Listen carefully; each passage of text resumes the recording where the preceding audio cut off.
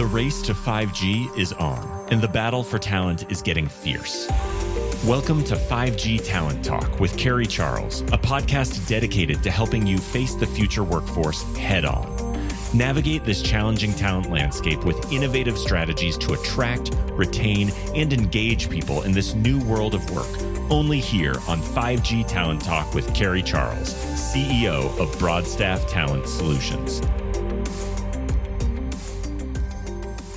Hello and welcome to 5G Talent Talk. I am Carrie Charles and I'm very, very excited that you joined me today.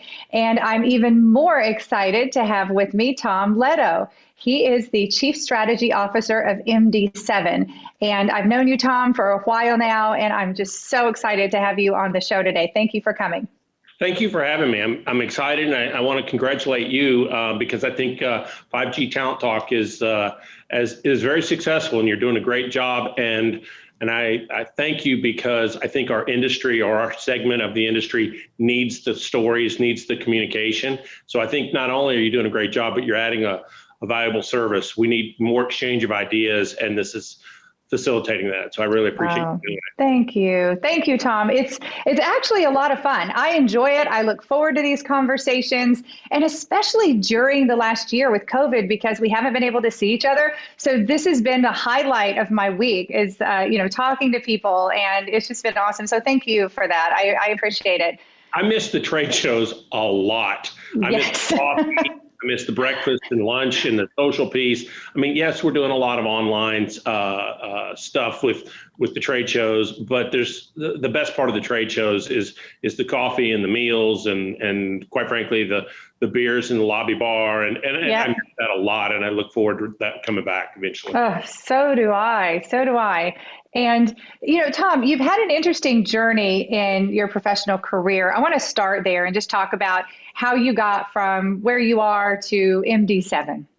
So I mean, if you want to go all the way back to the quick beginning, I just came into the industry after the PCS auctions, the 1.9 gigahertz auctions in the mid 90s. A guy named Tom Strout had started a company called Columbia Spectrum Management. And you may have heard Tom's name recently because he actually led a panel on an AGL panel last week online.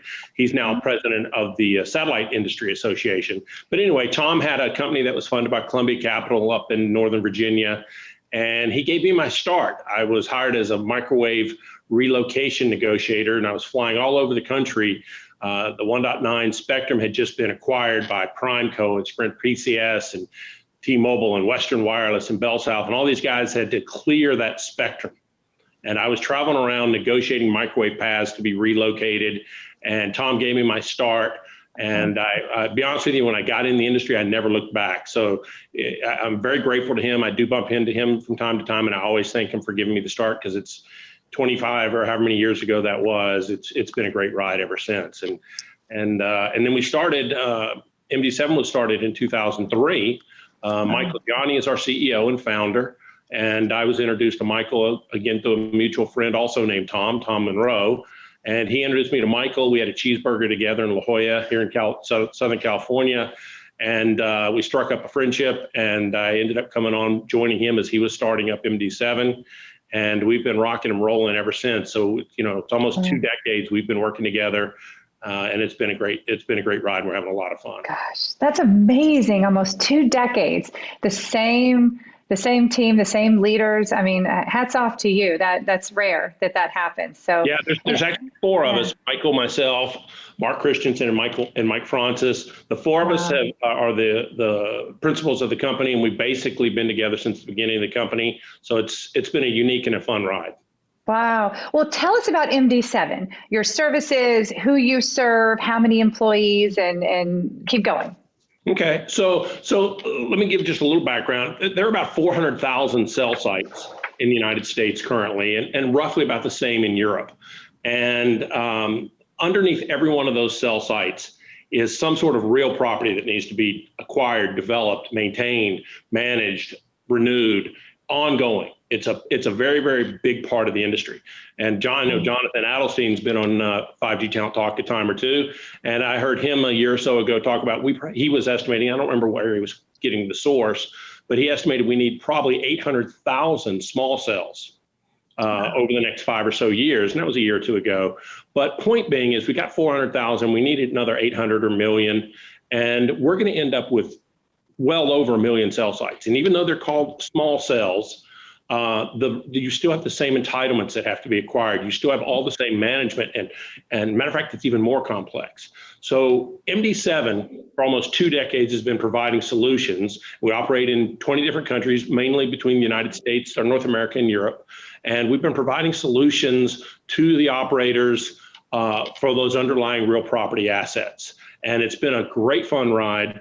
Like I said, Michael founded the company. The other 3 of us joined on shortly thereafter. Today, we've got about 325 employees across, I like to say across 9 time zones, because I get a lot of calls early in the morning I do a lot of calls early in the morning from Germany, and they're 9 hours difference.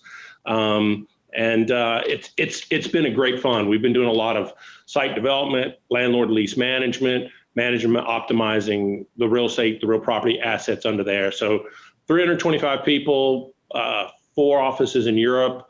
Everybody's now working remote still, but we do have 4 offices in Europe and offices in the US as well. So what is the telecom or 5G space like in Europe? And how is it different than the US, would you say? I think if you ask that same question to most of your other guests on this show, they would tell you the biggest difference is that Europe has a lot of the mid-band spectrum. So it's going to impact the way they deploy their networks. At MD7, I like to say we're technologically agnostic. The frequency doesn't really matter to us. Our job is to secure the underlying ability to use the underlying real property. So we're agnostic. Both the US and Europe have the same need, in that they need that underlying property managed, and that they've got this deluge of small cells coming, and that they're just going to find more and more documentation, more and more things that need to be managed, more data that need to be managed. So the biggest difference is the spectrum, but from our point of view, they're remarkably similar.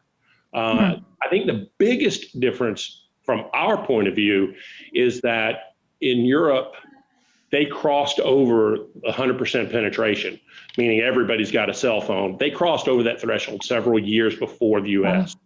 So they've been having flat growth curves, revenue growth, ARPU pressure, probably a little longer than the US carriers. It's a big deal on both sides of the ocean, but they've been having it a little bit longer. So that pressure has forced them to be a little bit more open-minded toward or more optimistic about outsourcing. And I think culturally, they just are they tend to specialize more and outsource things that are not their core business. Americans, probably embellishing a little bit, but we tend to think we can do it all, so we're not as open-minded to outsourcing. But they outsource a lot more to us. And so over there, we do a lot of services that we're not doing here that I think we're going to do here eventually. But in Europe, we have a lot of cool services that we hope to bring back this way instead of take over there. You know, I want to find out, is there a workforce shortage in Europe like it is here with telecom and 5G? You know, is it challenging for you to find talent over there, just like in America? Well, our headquarters for tax purposes, we're in Dublin, Ireland, as almost all American companies are. Everybody's over there, Google, Facebook, they're all headquartered in Dublin, Ireland. So there's a lot of American companies seeking talent, and Dublin or Ireland does a great job of recruiting people from other countries into Ireland, so you can have a headquarters there with a multilingual office. And while everyone in our company, or basically everyone, speaks pretty darn good English, we do have a lot of German speakers, French speakers, Dutch, Spanish, Italian. So the ability to hire in Dublin, we're having a lot of success. And it also depends on the country. The economies in Italy and Spain aren't as strong, so we have easier time. Unemployment's higher there, so we have easier time finding folks. Quite frankly, we have a really hard time finding the German talent, both in Dublin, but also in our office in Dusseldorf. We're constantly recruiting for those positions because we're growing so much, but it's just a tighter labor market in Germany. Interesting. So I hear that you launched a new service and a new tool, and we talked a little bit about that, Insights and Contract Analyzer. What are those, and what service, what purpose do they serve, and what customers do you serve with those? So Contract Analyzer is software that we developed that uses AI or artificial intelligence ML, machine learning, to abstract thousands of cell site leases. It can abstract them more accurately, more consistently, and significantly faster than a team of humans or a team of lawyers can do. You can go out and license software to read contracts. It's basically just really smart software that you can license that reads ones and zeros, and it takes those ones and zeros and puts them in a bucket. So it takes the paragraphs or the clauses out of the contract and drops them in the bucket. You can license that software. But the trick is that software doesn't understand the unique needs of cell site leases. And I've talked to a lot of real estate agents over the year. We are not residential, we're not commercial, we're not retail. Cell sites are different. And so what we did is we took our almost 2 decades of experience. We read, I don't know, hundreds, maybe even thousands of leases every single day at MD7. So we've got a lot of subject matter expertise. And we took that subject matter expertise and trained that software to read leases with a very high, sometimes as high as 99% accuracy, but more impressively, 100% consistency. You get a team of lawyers to read a lease, they're not going to interpret the language the same way. But once we train that machine that this set of ones and zeros goes into this bucket and this other set goes into another bucket, once it learns that, and the machine will learn that with enough repetitions, and it's not as many repetitions as you think, you can then review leases with amazing accuracy, amazing consistency in a fraction of the time. And we've run over 125,000 leases, some in English, some in German, through that software, and it's been great. But Insights is a service we've gotten, or we've rolled out. That's how we named it. Typically, a cell site lease has, 30 or 40 provisions in it, and each of those provisions has 4 or 5 key pieces of information. So maybe there's 150, 160 pieces of information in a lease. Because of cost, we typically in our industry tend to only abstract and analyze 25, maybe 30% of that data. With Contract Analyzer, we can abstract 100% of it consistently. And now you take that data and now you can start analyzing these leases. And remember, there's 400,000 in the US, another 400 in Europe, and hundreds of thousands, maybe even millions of coming. That's a lot of data, a lot of assets. And you start looking at that data, and that's what we call insights, analyzing that data. And you can not only analyze trends in rents, rent expense, escalator expense, but we also can go in and assign values or scores to each of those 150 pieces of information, and we can score leases. We can tell you how good your leases are. We can, on a scale 1 to 100, we can tell you how many 50s you got, how many 60s you got, not that many 80s and 90s, and there's certainly no hundreds out there.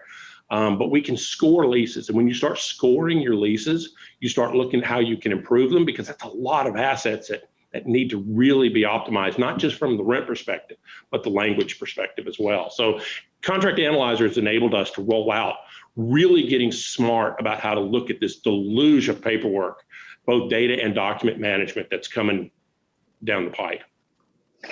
This really makes me think of this massive digital transformation that's taking place in the world today, and that companies and leaders are thinking, okay, what software can we build? What technology can we build? How can we become more efficient? And, how many years ago did you have these ideas of digitizing your company and your processes? I talked about meeting Michael back in, 2003 or whenever it was, over Cheeseburger in La Jolla.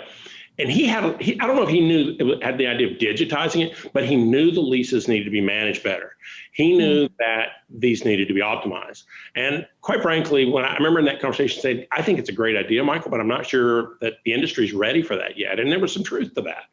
And I remember I wrote an article for AGL in 2009. I called Cell Phones Are Like Hamburgers. And what I meant by that is McDonald's, if you ask, there's an old story about asking Ray Kroc what business he's in, and he didn't say hamburgers, he said real estate, because he felt finding the perfect piece of real estate made selling the hamburgers possible. Well, I argue we do the same thing. Without a great real estate deal underneath every single cell site in the world, you've got a hole in your coverage. And there's not a single RF engineer in the world who wants holes in their coverage. So you need to manage and optimize that. And Ray Kroc did that at McDonald's. So that was 2009. So we've been talking about it for a while. We started really getting into this, I don't know, 4 or 5 years ago, we would hire teams of young lawyers or people right out JDs, right out of law school who maybe were studying for the bar exam, and they would work for us during the day and study at night, and they would sit there and just abstract leases. And we got pretty good about training humans, double blind audits, and getting it consistent. But it was also expensive because we'd have literally 45, 50 humans sitting in an office space reading leases with a team of lawyers overseeing and quality checking. Then the customers started offshoring it, and they lost quality when they offshored it because if English wasn't their first language, they didn't have legal experience in our industry.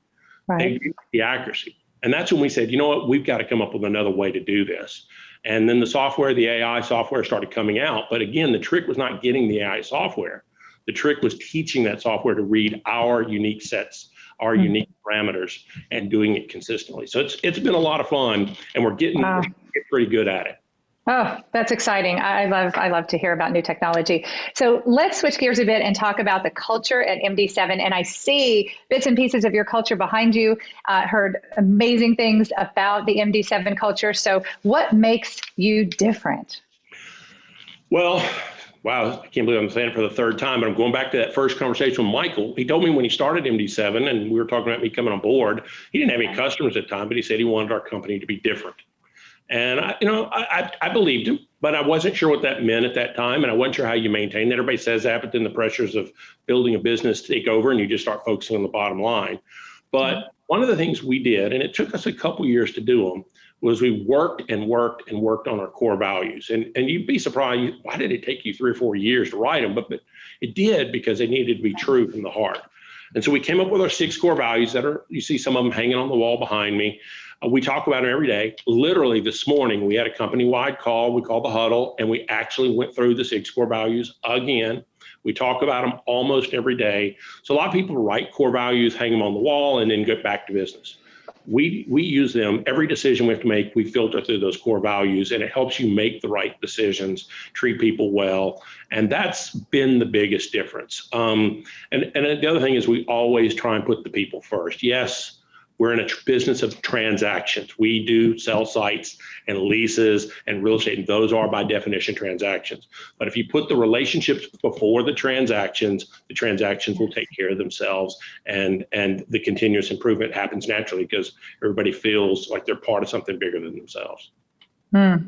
Relationships before the transactions. I love that. I might steal that from you. I'll give you credit, though. I promise. Well, you'd have to give other people credit because I've stolen it from other people, and Michael says it all the time. So there's a lot of people out there saying that.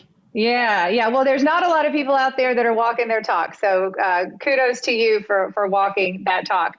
So Tom, how do you manage and motivate and engage your teams, and especially all across the world? And you mentioned something about a huddle every day. How do you do that? So, we did it before COVID too. We had a daily huddle, but the huddle was in our offices. Well, we have a lot of remote employees that aren't in those offices because we've got work all over the place, and it's not cost efficient to have offices in every place where you've got work. So we have a lot of remote employees. But when COVID came, a huddle is just a 15-minute every day where all the companies gather, and we share a quote, we talk about what's going on in the company. We share kudos for anybody who's done a good job recently or gotten one of what we call Good to the Core awards. And we were doing it face to face. Now with COVID, we just started doing it remotely. So we have 2 huddles a day, one at 9 a.m. California time and the other at 9 a.m. Dublin, Ireland time. I do on occasion wake up at 1 in the morning and dial into that one. Or if I just happen to be awake, I'll go down and turn on my computer and jump into that call. But it's just 15 minutes to talk about the culture, to encourage, to support. So that has been the big unifier in the company. And those are run by our VP of Ops in the US and our VP of Ops in Europe. They run those calls every single day. And every day a different person shares and talks about what's going on in their life, and or shares a quote or an inspiration. And that's the base of it. So we spend a lot of time talking to the people and about the people. It's all about engaging, talking to the people, and having these daily interactions. I think it's crucial with a remote team, and I think that's one way that leaders really, the mistake that they make is not staying connected on even a daily basis. So I'm curious how your culture's changed through COVID and through the past year. What were let's say some things that you learned, or maybe new practices that you put into place because of what you went through? Well, when the huddle, literally within the second day, it took us a day to figure out how to use, we use Ring Central, which is just a form of Zoom. And it took us a day or two to figure out how to set up a room that large, let that many people in. But within 2 or 3 days, we had that huddle up and running. And one of the first comments I heard was from one of our employees who was remote for years and had never been to a huddle, and said, "I'm so glad this happened, I get to join." But the other things we did is we became very purposeful about our communication with folks. We have a director of corporate responsibility, her name's Cheryl Bobbitt, and Cheryl literally went to HR and got a list of every person in the company and just started going down that list, calling and or emailing every single one, just saying, how are, I mean, the first comments were, "Hey, we went remote. I don't have a printer at home." "Hey, how are you? I just need a printer. My kitchen chair is not very comfortable." And we thought it was for 14 days, right? So we just muscled through it. But as it started dragging on, she started checking in, "How are you doing?" And she started seeing how they were doing with isolation, how they were doing with the remote kids doing school from home. Yeah.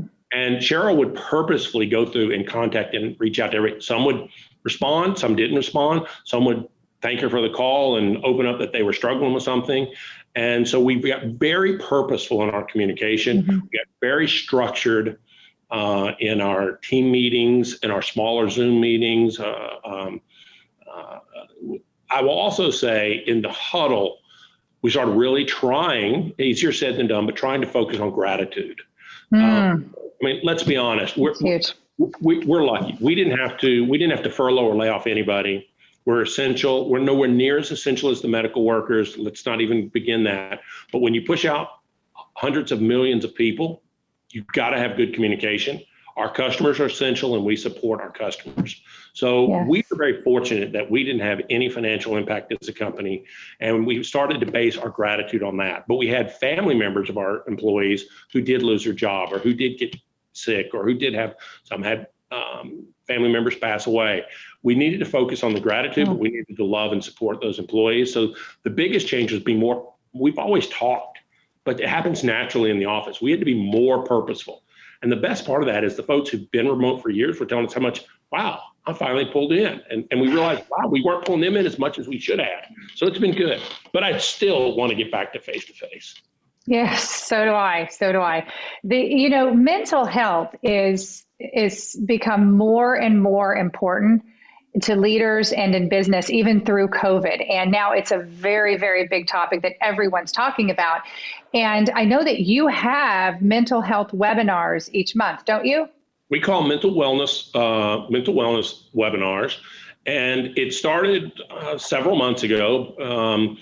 We actually engaged a clinical psychologist and we set up a webinar, and we do it at 7 or 8 in the morning. And we actually have our European employees dial in as well. And this gal goes through once a month. We do it. Matter of fact, we have one scheduled just this morning. We announced our next one that's coming up. So we're continuing to do it. It talks about, how to manage your time better, how to rebalance your life now that your life got thrown out of balance. Some of our employees thought at first they were working from home, but one said to me, "Wow, I feel like I'm living at work," especially those that live by themselves. So they had to recalibrate what balanced life meant. And so we had these webinars that were just really giving tips on how to manage your time, how to deal with stress, how to improve your communication. To be honest with you, I wasn't sure how they were going to be received, but they were received really well. And out of that, we've had some employees reach out to either the psychologist or HR department for a little more custom help, unique help regarding whatever is going on in their life. And of course, at that point, we just go through our insurance and all our protocols and all that. But this mental wellness webinar helped them come to the realization that hey, help's available. People can listen. You're not alone. And so it's something we've been doing. And to be honest, I wasn't sure how it's going to, if people were going to participate. Participation has been amazing. And the comments we've gotten, the feedback, and it doesn't cost us that much, but an hour of our time once a month. That's one silver lining that I really believe has come from COVID, is that mental wellness and health has been a priority for human beings for forever. I mean, and people have been bringing their stresses to work, and they've been experiencing loss and difficulty and emotional challenges and family issues and all kinds of stuff. I mean, this isn't new. It just didn't happen just in the past year. So now I think it's just incredible that you are recognizing this and being a support for your people to say, look, we care, and we not only care, but we're going to help you. And I just love it. I have to give credit to our HR team, both in the U.S. and in Europe, because they're the ones who advocated for this. They came to the execs and said, I'd like to spend a little bit of money, but more importantly, I'd like to ask for an hour a month, to pull everybody off production for an hour a month. But I think it is more than paid dividends. Oh, yes, definitely. You have people that are just very, very different all over the world with different ideas and thoughts and beliefs and visions and values, and that come from different places. I mean, I'm sure that diversity and equity and inclusion is something that's very, very important for MD7. But how do you make sure that this DEI is felt throughout your entire organization in every country, every office? Well, we started a formal diversity program back in, I don't know, probably 2011. I remember when the 4G build out was getting real momentum and our company started growing very fast. We realized we were hiring more vendors. We needed supplier diversity. We needed diversity in the workforce. So we've had a formal program in place for a number of years.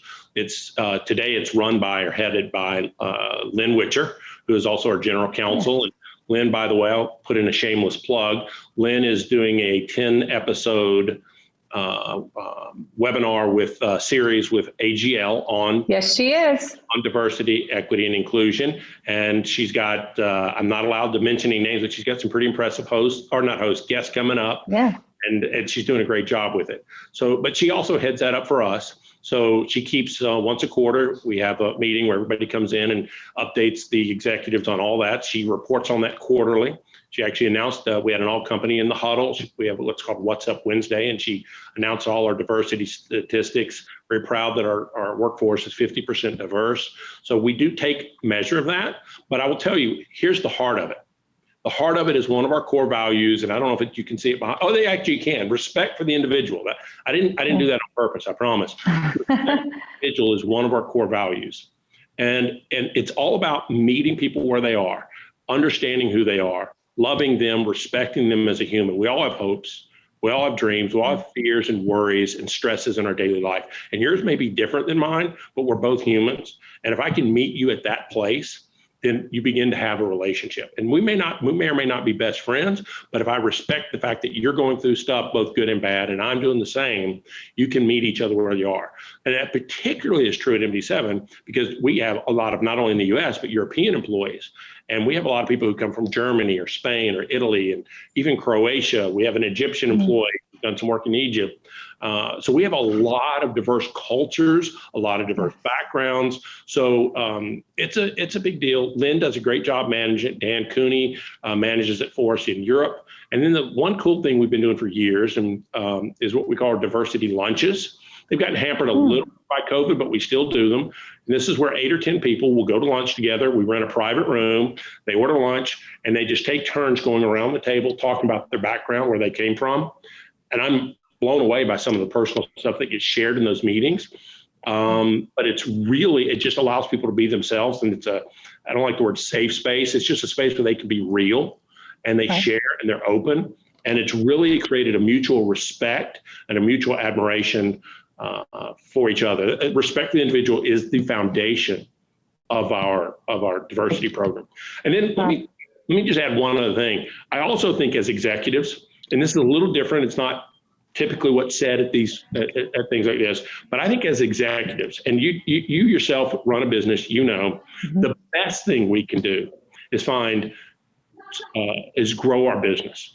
I saw a quote in the Wall Street Journal the other day, a reference to the Microsoft CEO said, the best thing we can do is provide profitable solutions so that the pie grows. And when the pie grows, you pull more people up to a seat at the table and they can share in that growth. And Yes, diversity is important. Yes, it's a priority. We focus on it, but we also don't forget about focusing on growth, because if you grow and you're more profitable, you pull more people to the seat at the table, and they get a place as well. So we focus on both of those. Gosh, I love that perspective. It's so true, too. And I know there's so much to think about as a leader, as you're growing a company, but growing does provide opportunities to pull more people in and give them opportunities for growth and to make their dreams come true. So I just love that perspective. Talking about leadership, obviously every great company has great leaders. So tell me, what is the leadership philosophy or philosophies of MD7? Well, let me touch on one thing you just said. Everybody's so they all fulfill their own dreams. I remember you said something like that just now. I do believe, and this is me personally speaking now, one of the things I love to do is help people discover what they ultimately want to do with their life. Sometimes they know, sometimes they don't. And if you can help them align with that and make sure their career aligns with that, then they're self-fulfilled. They're getting up to the top of Maslow's hierarchy, and their self-fulfillment is important. And I personally would like to help everybody at MD7, but everybody I encounter, I can't do every single person I meet. But if I can mentor or meet a few people around me and impact them and help them self-discover what their true ambitions and hopes and dreams are, and align their lives with that, then they start to have self-fulfillment. That's huge. And that's a part of a lot of MD7. I'm going to say our leadership philosophy, I'm going to use a word that's probably going to make some people think, but if I had to boil it down to one word, I would say the word is love. And you don't use the word love in business a lot. You really don't. I mean, it's because in English, we only have one word for love. You love pizza, you love dog, you love your wife, you make love. It means so many different things. So when you say it in business, in Spanish, there's 2 or 3 different words for love. In Greek, there's 6 different words for love. And you think about the city of Philadelphia, the city of brotherly love, phileo love. We try to practice this respect for the individual. Another way to say it is love. And we actually use that word around here a lot. Michael uses it a lot. We've recommended books. We've got about 20 books that we recommend all our employees. We won't make them read, but we strongly recommend, and keep a bunch of them on hand, though everybody now wants an Audible version. And some of them are on love and loving humans and meeting people where they are. And it's all just another way of saying respect for the individual. So our philosophy is to focus on the people, focus on helping them become and reach their potential and become who they want to be. And sometimes I've had conversations with employees, and you ask them, what do you want to do? What do you want to do with your life? And if they say something and MD7's not helping them get there, even if they're a great employee, I'm not going to say, well, you should quit, but I might ask them, how are we helping you get there? And I do that when I interview people, because I want to make sure if you come on board, we're helping you get where you want to go. If your dream is to open a restaurant, I'm not sure we're going to help you get there. So I want to help you get there. And I'm not telling you can't work here, but are you going to be satisfied? Because deep in the end, we got to be satisfied deep inside. I am so glad that you brought up this word love in business, because I do think that it's something that many business leaders, they're afraid to say, or they're even, I can't bring that word over here. But you are absolutely right, because I feel the same way, that there's so many different definitions of love, but it's really the love of humans, of another person. I mean, we love what we do. That's why we're doing it. And being able to sit in the experience of love and sharing it. I mean, I just don't think it's a word that we need to be afraid of in business at all. So I'm so happy that you brought that up. Thank you. Thank you for that. Thank you. Let's talk about leaders, right? Future leaders and, growing and developing tomorrow's leaders. Do you have a formal growth and development program for people and folks that want to move up? What does that look like at MD7? We do. We have what we call leadership training program. We actually revamped it in the last quarter of 2020 with the intent of rolling it out in 2021. And it both the head of HR in Europe and the head of HR in the US for us worked together. The HR gal was getting up early in the morning and doing the calls with the European team, and they developed revamped. We've experienced a lot of growth, and we see a lot more growth coming, and we knew we just need to take our training to the next paradigm to make sure that we had a strong bench of future leaders to choose from. And so we did. I mean, we focus on EQ and coaching. We focus on conflict resolution. We focus on project management. We focus on one of my favorites is we do discovery insights, and we also do strength finders. So we teach them about their personalities, and we have them talk to each other. That maybe you take a strength finders test or diversity. I mean, not diversity. Oh my God, I just drew a blank. I just said it. Anyway, like a Myers-Briggs test, the personality test. Oh, the assessment personality, right? Strengths finders, right? Yeah, and then so when we share with each other, I go, oh well, my personality is different than yours. And that may cause some conflict, but at the same time, I now recognize your strengths and why you behave that way and why I behave that way. And then you start to complement each other and work together more as a team. So we definitely do a lot of that. We also teach them interviewing skills. We teach them basics like project management and overseeing their team. The conflict resolution is a big one because it almost probably eliminates more than it resolves. Conflict. And so those are all part of our formal training program. And then personally, when somebody comes in and wants to talk to me about leadership, I tell them to constantly train their replacement. And at first, sometimes they're a little taken back by that because they think, why are you trying to get rid of it? No. But if we're going to grow and you want to climb up, I want you to reach down and pull 2 people up with you. Don't leave your space empty. You find your backfill, and don't even tell them you're doing it, but look around your team and find 2 or 3 people who you think might be able to replace you, and begin delegating a little bit more to them, a little bit more to mentor them. And then when you move up and you pull 1 or 2 of them with you, tell them what you did and make sure they do it again. And so it's about when we were smaller, I knew every person in the company. I was able to talk to them. I was able to do a lot of the training personally, and I still do a lot of the training, but I can't do it all. And now we have to train trainers who train trainers, and we have to make sure that consistency is there. But we definitely have a formal and as well as an informal training program and mentoring. And mentoring as well? Yes. You have mentoring. Okay, that's fantastic. That's I mean, that's what it's all about. I think it's and it's so important to have what you said. You bring people up and you say, look, train your replacement. And I could talk about this for hours. I love this subject. Let's switch gears again and let's talk a little bit about the trends that you see in real estate, site development, site acquisition. Where are we going? Where are we headed? Well, I've already touched on it, but small cells are going to. We say the smartphone changed everything back in 2007, 2008, and it did. All our lives are different. Small cells are going to change a lot too, but the volume of cell sites are going up significantly. And again, just because they're small doesn't mean that they don't have underlying real property that needs to be addressed. So we see a deluge of information, a deluge of data and documents that need to be managed. We also see that carriers, both in the US and Europe, are now well over 100% penetration. I think the US is at 114 or 115% now. So everybody's got a phone. So their growth curves are flattening. So they're looking for innovative ways to manage this data. And let's be honest, when you're building out 5G, they want to focus on coverage, capacity, and latency. They want to get the sites on air quick. They don't want to wait. And so managing that underlying real estate is not necessarily the thing that all the operators are keeping. And we work like 60 different operators across 20 countries.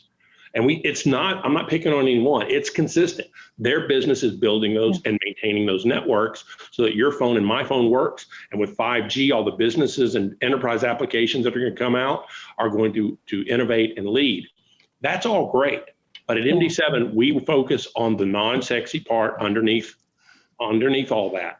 And we see a tremendous increase in that. We also see a need to significantly manage that data and those documents better, faster, and cheaper. And that was the whole concept behind Contract Analyzer, what we now call Insights, our services where we're going in and providing literally some consulting to operators who want to get smarter about managing their real estate. Take that Ray Kroc McDonald's mindset to finding the perfect real estate, but maximizing it, treating it as an asset, not we just have to pay the rent to keep the sites going. No, it's an asset. You got to manage it. It. And we see that problem getting much, much bigger over the next 3 to 5 years. It's already, some of the operators are starting to see it, especially in Europe, we're seeing it. but that's the biggest trend we see. Yes, of course, there are all the other trends that you read about all the time, but that's the one that we focus on. So what is next for MD7? You've innovated, you've innovated, and you're coming up with just new technology and new ideas. And where are you going to be in 5 years? What's your vision? Well, it's exciting, to be honest with you. And I'm not just saying that because we're talking on now. I really am excited about this, and I get excited when I'm talking to both customers and team members about it. We've grown a lot over the last. We basically have grown consistently at 20% or so a year for the last 7 or 8 years, and we probably could have grown faster than that, but we managed it because we wanted to maintain the quality and the innovation. And we think we're going to continue at that growth rate, especially with all the 5G work that's coming down the pipe. And 5G is not going to be one crazy mad year and then we're all done. This is going to take much longer to build out. It's going to pace itself. And then when it's done being built out, again, there's more real estate that has to be managed and maintained, and that's ongoing forever. So we see growth in our long-standing services like site development. We see more of that being needed. We had to develop and innovate new deployment models because small cells are being done in much greater volumes than we ever, we built 400,000 over, 15, 20 years. Now we're going to build, according to Jonathan Adelson, we're going to build 800,000 in 5. So we better come up with new deployment models, and we've done that. So we're going to continue to grow in that area. But the exciting part is this insights, this consulting that we see ourselves moving into that not everybody may even realize they need it now, but we see that side of our business picking up as a completely separate side, a completely different skill set. It's exciting to see where we're going. We think we're going to grow a lot over the next 3 to 5 years. And I only limit it there because that's as far as I can really see when the world changes as fast as it does. Right. But we're really, really excited about the opportunities. Tom, every time I talk to you, I just feel your passion for what you do and your passion for the company, for MD7. But most of all, and what I admire about you is your passion for people. And it just shines through. And, no wonder MD7 is such a successful company. It's also a really great place to work. I know a lot of people that work there, and I'm sure a lot of people that are listening right now are thinking, where do I go to find out more about jobs at MD7? So where can people learn? And also for someone who may want to hire you as well to do work for them. So you can go to MD7.com. Our careers page is on there under the hamburger menu. And we have a lot of openings, especially German speakers. But we have just this morning in our huddle, Stacy, who runs our HR in the US, announced an onslaught of new positions that we're recruiting internally for. And we will hire externally, but we love to promote internally and then backfill them. So we have 4 or 5 what we call entry points, not entry level, but entry points in the company where you come in, you get in sync with us, you learn the rhythm, you learn the culture. We do a lot of culture interviews. I actually learned that from you about making sure you hire the right people, and we bring them in, and then we want to see them move up. So we're pushing promoting these positions internally, but all those open positions are also on MD7.com. You can go in there and sort by country. You can sort by job skills or all different ways. So yeah, it's a lot of fun, and everything you need is on MD7.com. So That's it's great. A great place to start. Oh, wonderful. Tom, thank you so much. This has just been a pleasure. I've really, really enjoyed it, and I've learned a lot too. So thank you for being on the show, and I will see you in person soon. I know that. Yes, I look forward to it. Thank you for having me. And again, congratulations on the success of 5G Talent Talk. Thank you. Thank you so much, Tom. Take care. Thank you. Thank you for listening to another informative episode of 5G Talent Talk, brought to you by RCR Wireless News, Telecom Careers, and Broadstaff Talent Solutions. As we advance into the future, we promise to bring you the resources you need to navigate this ever-changing landscape of 5G to help you attract, retain, and engage people in this new world of work. To access the show notes or leave a review, visit broadstaffglobal.com. Until next time.